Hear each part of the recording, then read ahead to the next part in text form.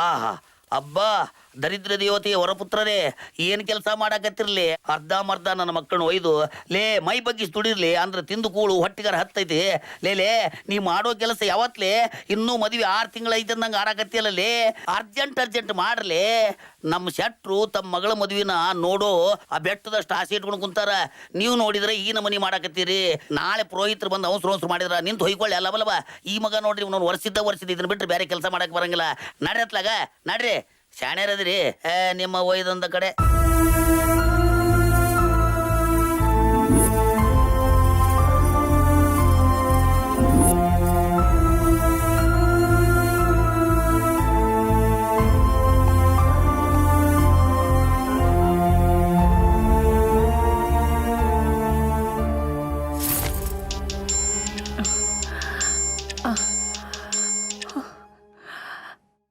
ಏನಮ್ಮ ಸೌಭಾಗ್ಯ, ನಿನ್ನ ಮಗನ ಕಥೆ? ಕಷ್ಟದಲ್ಲಿ ಬೆಳೆದವನು, ಓದ್ದವನು, ಬುದ್ಧಿವಂತ, ಎಂಥ ಪರಿಸ್ಥಿತಿ ಬಂದ್ರು ಅರ್ಥಕೊಂಡು ಬಾಳ್ತಾನೆ ಅನ್ಕೊಂಡ್ರೆ ನನ್ನ ಮನೆ ಮರ್ಯಾದೆ ಜೊತೆನೆ ಆಟ ಆಡ್ತಾ ಇದ್ದಾನೆ. ನಮ್ಮ ಏರಿಯಾದಲ್ಲಿ ಯಾರದೇ ಮದುವೆ ಆದ್ರೂ ತಾಂಬೂಲ ಕಳ್ಸೋದು ನಾನೇ ಮೊದಲು. ಇಂಥ ಸಂಪ್ರದಾಯದ ವ್ಯಕ್ತಿ ನಾನು. ಇದ್ರ ಮಧ್ಯೆ ಮಹಾರಾಣಿ ತರ ಬೆಳೆದಿರೋ ನನ್ನ ಮಗಳು ನಾಳೆ ಅವಳ ಮದುವೆ ಬಗ್ಗೆ ಅವಳು ಕಟ್ಟಿದ್ದಂತಹ ಕನಸುಗಳು ಒಂದೊಂದಾಗಿ ಕಣ್ಣೀರಲ್ಲಿ ಜಾರ್ ಹೋಗ್ತಾ ಇದ್ರೆ ನಮ್ಮ ಕರುಳು ಚುರುಕಂತ ಇದೆ. ಅಮ್ಮ ಅವ್ರ ಮದುವೆ ಅಂತ ಆಳುಗಳು ಮನೇನ ಅರಮನೆ ಹಾಗೆ ಸಿಂಗರಿಸ್ತಾ ಇದ್ದಾರೆ. ಅರಿಶಿನಕ್ಕೆ ಯಾವ ಬಟ್ಟೆ, ಮುಹೂರ್ತಕ್ಕೆ ಯಾವ ಒಡವೆ ಅಂತ ನೆಂಟ್ರೆಲ್ಲ ಮನೆಯಲ್ಲಿ ತುಂಬಿದ್ದಾರೆ. ಆದ್ರೆ ಅಕ್ಷತೆ ಹಾಕಿಸ್ಕೊಂಡು ಆಶೀರ್ವಾದ ಮಾಡಿಸ್ಕೊಳ್ಳುವಂತ ಭಾಗ್ಯ ಈ ಮಧು ಮಕ್ಕಳಿಗೆ ಇದೆಯೋ ಇಲ್ವೋ ಅನ್ನೋ ಆತಂಕದಲ್ಲಿ ನಾವಿದೀವಿ. ನಿಮ್ ಮಗ ಈ ತರ ಮಾಡ್ತಾನೆ ಅಂತ ನಾವ್ ಅನ್ಕೊಂಡಿರ್ಲಿಲ್ಲ. ಇವತ್ ಬಂದು ಮದುವೆ ನಡೀತು ಅಂದ್ರೆ ಸರಿ, ಇಲ್ಲ ಅಂತಂದ್ರೆ ನಿಮ್ಮ ಸಂಬಂಧ ಮುಗಿತ್.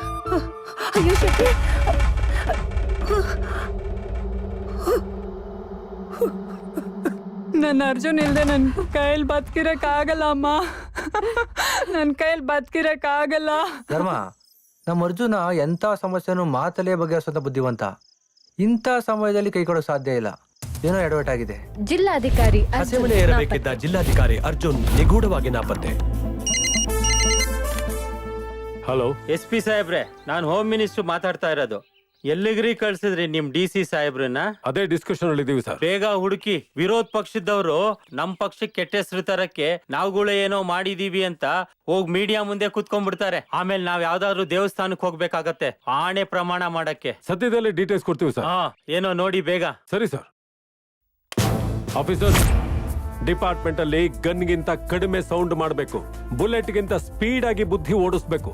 ಅಂತ ಎಫಿಷಿಯಂಟ್ ಆಫೀಸರ್ ಯಾರಿದ್ದಾರೆ?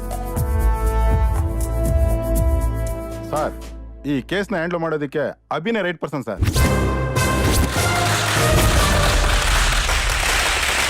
ಹೌದು ಸರ್, ನನ್ನ ಮೈಂಡಲ್ಲಿ ಅವರ ಹೆಸರು ಓಡ್ತಾ ಇದ್ದೆ.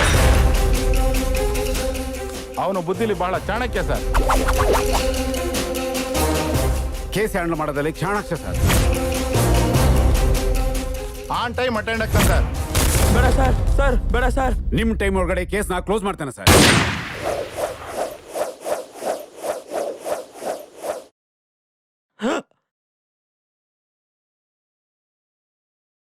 ಅವನು ಹ್ಯಾಂಡಲ್ ಮಾಡಿರೋ ಕೇಸು ಯಾವುದು ಸೋತಿಲ್ಲ sir. Call him immediately.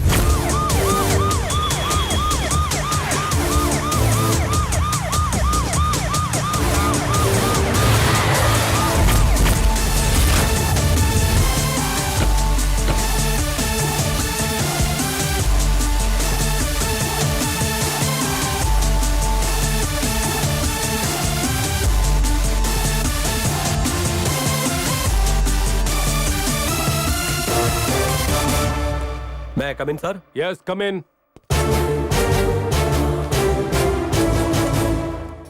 Abhi, ನಿಮ್ಮನ್ನ ಕರೆಸಿದ್ದು ಜಿಲ್ಲಾಧಿಕಾರಿಗಳ ಮಿಸ್ಸಿಂಗ್ ಕೇಸ್ನ ಹ್ಯಾಂಡ್ ಓವರ್ ಮಾಡಲಿಕ್ಕೆ.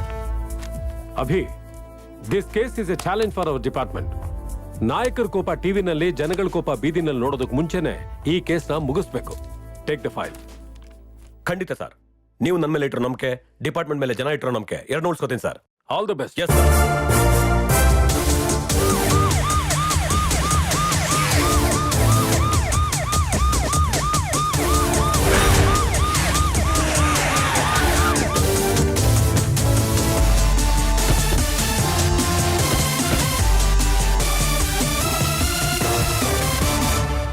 ಶ್ರುತಿ ಅವರೇ, ನಿಮಗೆ ಈ ಮದುವೆ ಇಷ್ಟ ಆಯ್ತಾ? ತುಂಬ ಇಷ್ಟ ಇತ್ತು ಸರ್. ಅರ್ಜುನ್ ಅಂತ ವ್ಯಕ್ತಿ ನಾ ಮದುವೆ ಆಗೋದು ನನ್ನ ಪುಣ್ಯ ಅನ್ಕೊಂಡಿದ್ದೆ. ಆದರೆ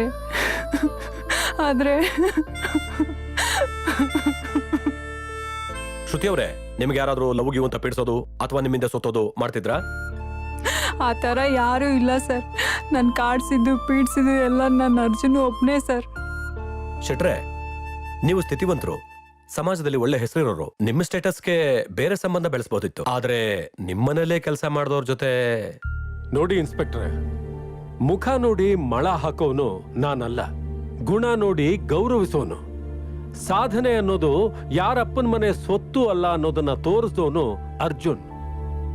ಗಂಡನ್ನ ಕಳ್ಕೊಂಡು ಕೂಲಿ ನಾಲಿ ಮಾಡ್ಕೊಂಡು ಮರ್ಯಾದೆಯಿಂದ ಬಾಳ್ದವ್ರು ಅವ್ರಮ್ಮ. ಇಂಥವ್ರನ್ನ ನನ್ನ ಸ್ಟೇಟಸ್ಗೋಸ್ಕರ ಕಳ್ಕೊಳಕ್ಕಾಗತ್ತಾ ಇನ್ಸ್ಪೆಕ್ಟ್ರೆ? ಈ ಮದುವೆನ ನಾನೇ ಇಷ್ಟಪಟ್ಟು ಫಿಕ್ಸ್ ಮಾಡಿದ್ದು. ಥ್ಯಾಂಕ್ ಯು ಶೆಟ್ರೆ, ಇಷ್ಟೊತ್ತು ನಮ್ಮ ಜೊತೆ ಸಹಕರಿಸಿದ್ದಕ್ಕೆ. ಮತ್ತೆ ಸಿಗ್ತೀವಿ.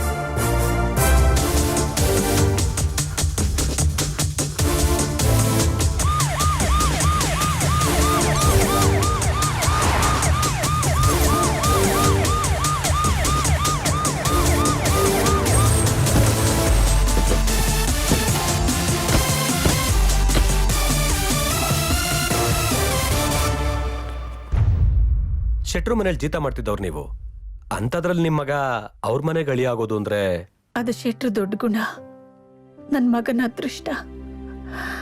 ಶೆಟ್ರು ಈ ಸಂಬಂಧ ಬಯಸಿದ್ರು, ಮದ್ವೆ ತಯಾರಿನೂ ಮಾಡಿದ್ರು.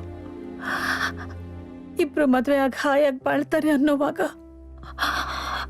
ಕಾಲ ಕಣ್ ಕೆಂಪು ಮಾಡ್ಕೊಂತು. ಧೈರ್ಯವಾಗಿರಿ, ನಿಮ್ಮ ಮಗನ ಹುಡ್ಕೊಡೋ ಜವಾಬ್ದಾರಿ ನಮ್ದು. ಬರ್ತೀವಮ್ಮ.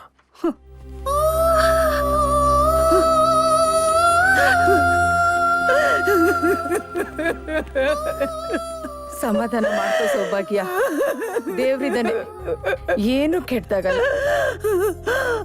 ದೇವ್ರಿದಾನೆ ಅಂತ ಇನ್ನೂ ಹೇಗ್ ನಂಬ್ಲಿ ರತ್ನ? ಒಂದು ಹೊತ್ತು ಊಟ ಬಿಟ್ರು ಆ ದೇವ್ರ ತಲೆ ಮೇಲೆ ಹೂವ ಇಡೋದು ಬಿಡ್ಲಿಲ್ಲ ನಾನು.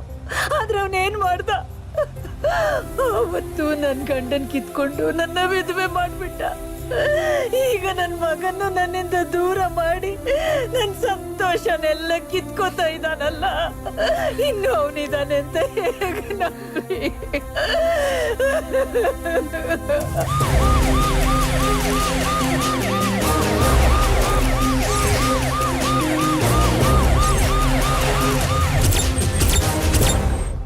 ತುಂಬಾ ದಿನಗಳ ನಂತರ ಒಬ್ಬ ಒಳ್ಳೆ ಅಧಿಕಾರಿ ಜೊತೆ ಕೆಲಸ ಮಾಡ್ತಿದೀವಿ ಅನ್ನೋ ಖುಷಿ ಇತ್ತು ಸರ್.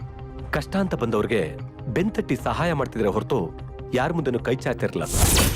ಬೆದರಿಕೆ ಹಾಕೋ ಜನ, ಧಮ್ಕಿ ಹಾಕೋ ಕಾಲ್ ಅವ್ರಿಗೆ ಯಾವತ್ತೂ ಬಂದೇ ಇಲ್ಲ ಸರ್. ಅವ್ರ ಭಯದಿಂದ ಚಿಂತೆಯಿಂದ ಇದ್ದದ್ದನ್ನ ನಾನು ಯಾವತ್ತೂ ನೋಡೇ ಇಲ್ಲ ಸರ್. ಓಕೆ,